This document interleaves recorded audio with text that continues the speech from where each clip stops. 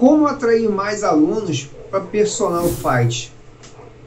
É importante você ter um bom desenvolvimento técnico, né? A sua aula seja bastante didática. Quando você se torna um aluno, um professor diferenciado, os seus próprios alunos, eles vão querer algo mais. Eu costumo dizer que na minha turma coletiva eu faço um tratamento individual, ou seja, faço um tratamento personal. Então, se o meu aluno ele gosta da minha aula o suficiente para fazer, cara, se a aula dele para todo mundo aqui é muito boa, imagine uma aula personal.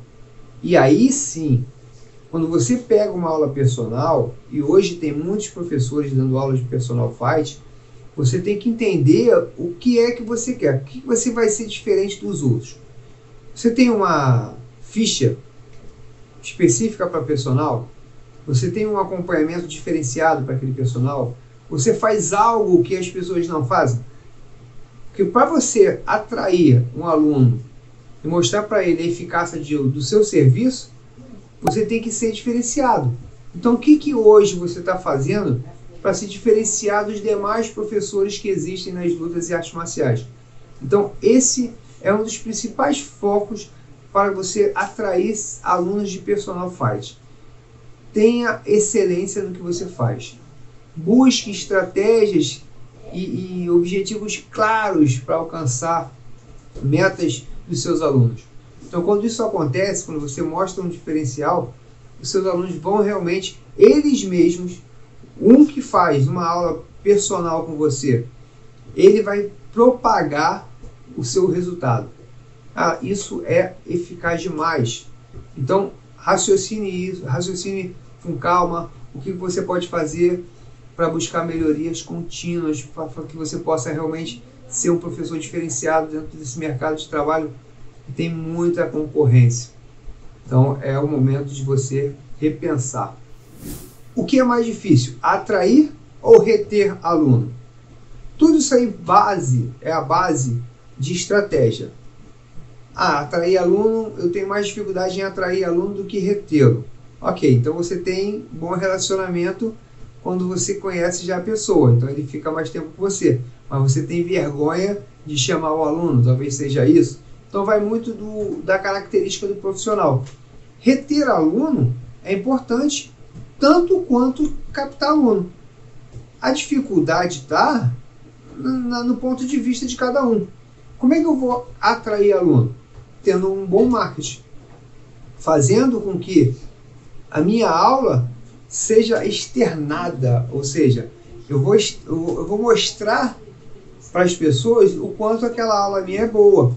Isso vai atrair mais alunos, isso vai fazer com que os alunos possam observar e falar assim, nossa, que legal, eu acho interessante, e algumas outras pessoas tiveram resultado que eu gostaria. Sempre quando a gente fala assim, colocar um antes e depois, resultados extremos na vida de uma pessoa, transformação de uma pessoa, isso aí gera um resultado muito positivo de atração de aluno. Então, a captação de aluno não é difícil desde que você realmente saiba mostrar o resultado que foi atingido diante dos seus alunos.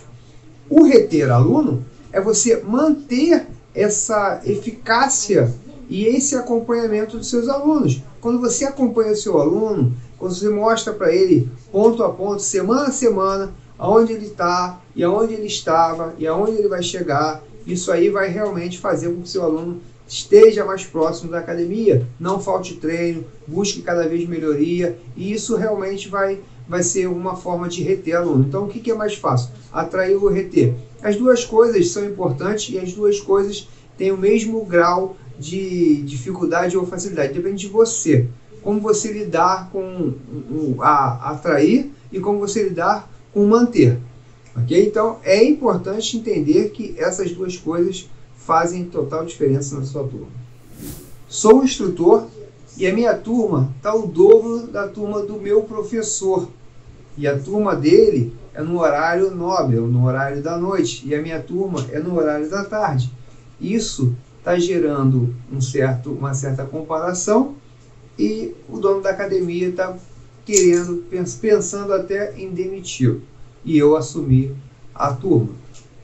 É uma situação delicada, do qual o professor que está, nesse caso aí, sendo ameaçado a perder o seu turno, a tua turma, até seu emprego, ele precisa mudar de comportamento. Algo está acontecendo de maneira errada, ele está agindo de algum tipo de comportamento que está gerando essa evasão de aluno na turma dele, ou falta de captação. Você que é um instrutor e está sendo assim, exaltado, né, tendo resultado bem melhor do que o seu professor, isso significa, ponto 1, que o seu professor está te ensinando da maneira correta. Eu vejo isso é muito importante. Ponto 2, você está seguindo a risca do que é pedido. Porque se eu sou um gestor, eu tenho um professor e um instrutor, eu passo a regra para os dois, um faz e o outro não faz, certamente o resultado vai ser diferente. Então, o professor, ele pode estar dentro de uma área, de uma zona de conforto, que está gerando uma falta de evolução. Porque a zona de conforto, como eu falei, não te faz evoluir. Então, de repente, ele, por ser já faixa preta ou grau preto, e está instável dentro da sua formação de luta e arte marcial, está gerando para ele uma tranquilidade.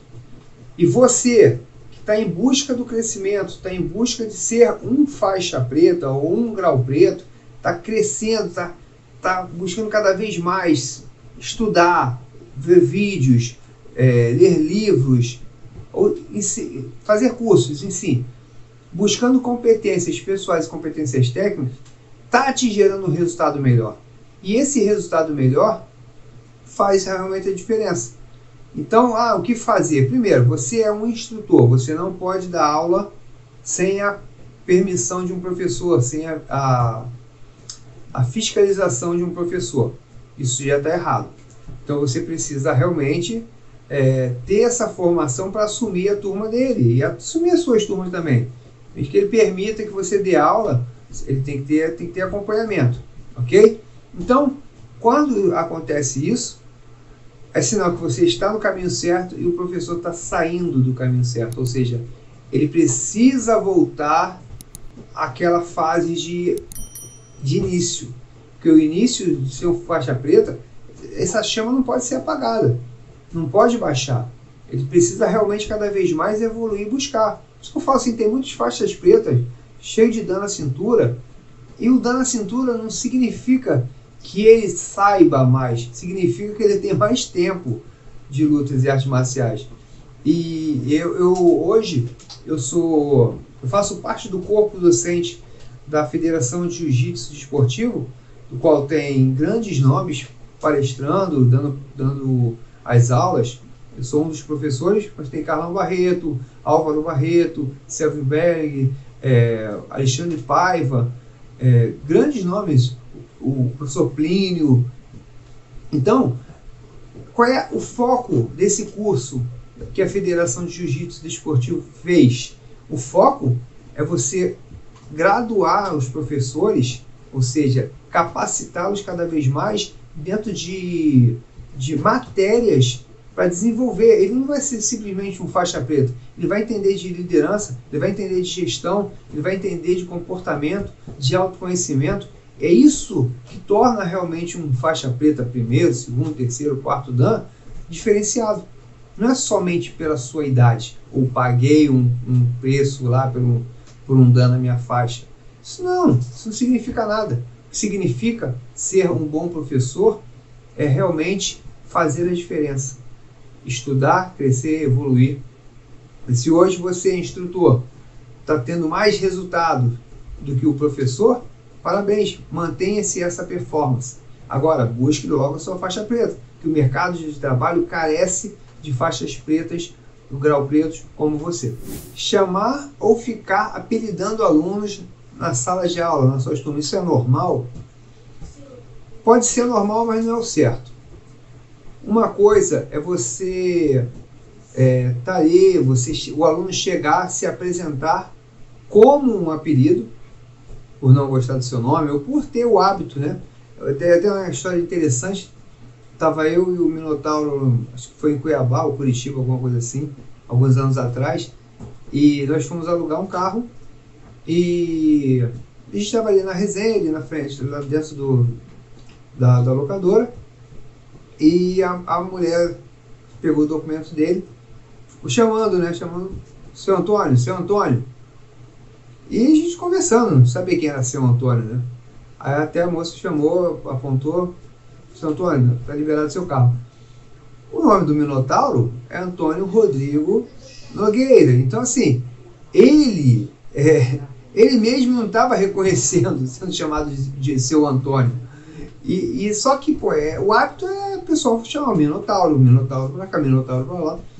E isso eu achei interessante, né? Porque ele mesmo já não tem o costume de ser chamado de Antônio, né? Então, quando acontece isso dentro de uma sala de aula, o nome, chegou o rapaz, meu nome é João, mas eu não gosto que me chamem de João. Pode me chamar de Tubarão. Ok, então o apelido dele é Tubarão, sempre foi Tubarão, é conhecido como Tubarão. Então o fator primordial, ele permitiu que chamasse ele de Tubarão. Então, se existir um direcionamento do aluno, ok, aí sim. Mas não que você vai olhar ele e falar assim, você tem cara de martelo e eu vou te chamar de martelo. Todo mundo vai te chamar de martelo e apelidar. Isso aí gera consequências, gera desagrados. Então, principalmente turma de criança, isso não pode acontecer. Chamar o menino lá de gordinho, ou de orelhão, ou de cabeção. De maneira nenhuma, isso vai gerar bullying. Então, a gente precisa realmente tomar muito cuidado com o que a gente fala e como direcionar. Então, se nós temos uma ficha de chamada para cada turma, a gente sabe o nome das pessoas. E se você tem dificuldade em decorar o nome das pessoas, exercite mais isso. O que não pode é você ter alunos sendo apelidado dentro da sua sala de aula. Meu aluno não lava o kimono e isso gera um desconforto dentro da sala de aula. As pessoas estão reclamando. Isso é um fator que é muito importante dentro da sala de aula e já falei sobre esse assunto. E a primeira coisa que tem que ser feita é a comunicação clara e direta. É claro que você não vai chegar perante a turma e falar sobre o assunto, mas você vai diretamente nesse aluno e conversa com ele, mostra para ele a importância de lavar kimono, a importância da higiene, a importância até por uma questão de saúde mesmo, né? Porque o kimono sujo tem bactéria, tem impurezas. Então, é necessário que o kimono seja limpo. Então, seja kimono, seja luva, seja o que for, tem que ter uma certa higiene. Porque o ambiente é um ambiente fechado, é uma sala fechada, do qual tem muitas pessoas reunidas, e o mau cheiro vai realmente causar um desconforto. Causa também a evasão, porque ninguém está ali querendo aturar um cheiro ruim. E hoje a Academia de Lutas e Artes Marciais, ela quebra um paradigma de que a Academia de Luta fede e a Academia de Luta machuca. São dois paradigmas que estão sendo quebrados. Academia de Luta e Arte Marcial não fede. Tem que estar cheirosa, harmoniosa, um ambiente e um clima favorável. E também não vai se machucar lá dentro. Então, quando existir algum tipo de constrangimento como esse de higiene, chama seu aluno em particular, mostre para ele a importância de ter a higiene em dia, principalmente o jiu-jitsu, que é uma luta que é muito agarrada, né? Então, você não tem como treinar com um rapaz como um aluno que não toma banho, que não lava seu kimono. Então, converse com ele em particular, mostre para ele a importância da higiene e pronto, está resolvido o problema. O que gera mais retorno financeiro da aula para alunos que querem perder peso ou para competidores que competem e ganham bastante dinheiro? A verdade é o seguinte, existem dois fatores que é importante dentro da luta e artes marciais, que é o fator realmente do profissionalismo e o fator dos alunos. Se seu aluno ele quer ser um atleta de alto rendimento, quer competir, ok, a turma tem que ser separada. Ele não pode estar misturado com alunos que queiram perder peso. São duas coisas distintas. Treinar uma equipe de profissional gera dinheiro, mas não é praticamente aquilo que a gente busca dentro das lutas e artes marciais. Então, o gerar dinheiro, o gerar capitalização, deve vir como você sendo um treinador, ter uma escola, ou seja, a equipe tal me paga para trabalhar para esse tipo de equipe. Por exemplo, se é uma equipe de MMA, eu sou responsável da parte de strike, parte de trocação dos caras, ok, eu presto serviço para eles e aí todo mês eu tenho lá o meu salário, isso me gera um retorno financeiro legal. Eu sou professor, então eu vou focar nos meus alunos, então isso é outra coisa. Então, o que gera mais dinheiro, isso é muito relativo, depende da equipe que você está, depende da academia que você está, quantos alunos você tem, quem são os atletas que você treina, então isso é muito relativo. Eu, particularmente, eu gosto de trabalhar com alunos, então eu vivo mais essa parte transformacional na vida de alunos. Isso para mim é mais interessante, isso gera mais expectativa de crescimento e transformação. Mas é legal também a vida competitiva de treinador, isso também é muito interessante para mim. Trabalhei durante um tempo com isso, mas dá mais ou menos trabalho? Não importa, só que trabalho a trabalho você tem que ter realmente um ciclo de responsabilidade, fazer com que as coisas aconteçam e focar naquilo que você mais gosta. Se você gosta de treinar atletas, ok. Se você gosta de dar aula para transformar a vida das pessoas, também não tem o menor problema. O importante é você ter o foco e sabedoria na onde você vai estar e como você vai conduzir uma coisa ou outra. Não tenta fazer as duas coisas e misturar, isso vai te gerar muito problema. Tem muito instrutor hoje em dia que os alunos chamam ele de mestre. Isso é certo? Não, isso é completamente errado. Na minha época isso era muito mais rigoroso. Eu, por exemplo, quando eu dava aula, ninguém me chamava pelo nome e ninguém me chamava de mestre. Me chamava de professor. Isso era uma exigência minha. O aluno, quando entrava na academia, sou o professor Wagner. Então você vai me chamar de professor. Então todos os meus alunos me chamavam de professor. Até hoje em dia, quando eu passo em determinados lugares, as pessoas não me chamam de Wagner, principalmente a galera da antiga me chamam de professor. Mas não é uma exigência fora da academia, é só uma exigência dentro da academia. E o fator mestre, o que eu entendia ser mestre na minha época? Na minha época, quando eu dava aula de kickbox, por exemplo, o mestre, a minha visão de mestre era quem me formou. Quem me formou foi o André Robert. Inúmeras vezes campeão mundial, e eu fui um dos primeiros faixas preta dele. André Robert, ele era muito bom tecnicamente, né, competidor e muito bom didaticamente também. Isso é difícil dentro da vida de um professor. O cara ser bom competidor e ser bom professor. Então, normalmente ou ele é bom nisso ou ele é bom naquilo. Mas o André Robert sempre foi muito bom tecnicamente e didaticamente. E eu chamava ele de mestre. E mestre, normalmente, ele é dito como quarto dan para cima. Primeiro, segundo, terceiro, quarto dan, ele já é o mestre. Ou então formar 5 faixas pretas ou 5 graus pretos no Muay Thai, por exemplo. Aí te dá o direito de ter o pajé de preto e branco. Coisa desse tipo. Então, existiam algumas regras para ser intitulado mestre. Hoje em dia, o cara é faixa marrom e puxa um treino e a pessoa vai lá e chama ele de mestre, mestre, mestre. E onde ele é apenas um instrutor, ele nem professor é. Então, a vulgaridade da palavra mestre, infelizmente, está acontecendo muito comum hoje em dia. Mas por quê? Porque o público que hoje atende às artes marciais é um público que quer mais qualidade de vida, não está mais atento à disciplina marcial. E disciplina marcial não pode se perder.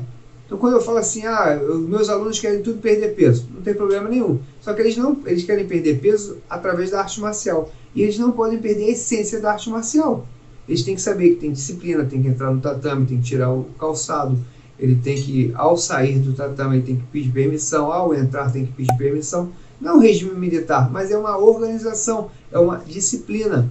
Então o aluno ele tem que ter essa disciplina marcial. E chamar o professor de mestre, para ele, é disciplina. Mas o professor hoje em dia, principalmente o instrutor, ele fica assim, lisonjeado por ser chamado de mestre, do qual na minha época não poderia. Assim, mestre, não é nem professor ainda. Então, é errado. O aluno ele tem que entender que existe instrutor, professor e mestre. São 3 graduações. Então, é normal acontecer isso, chama todo mundo de mestre, mas mestres são poucos. Ok?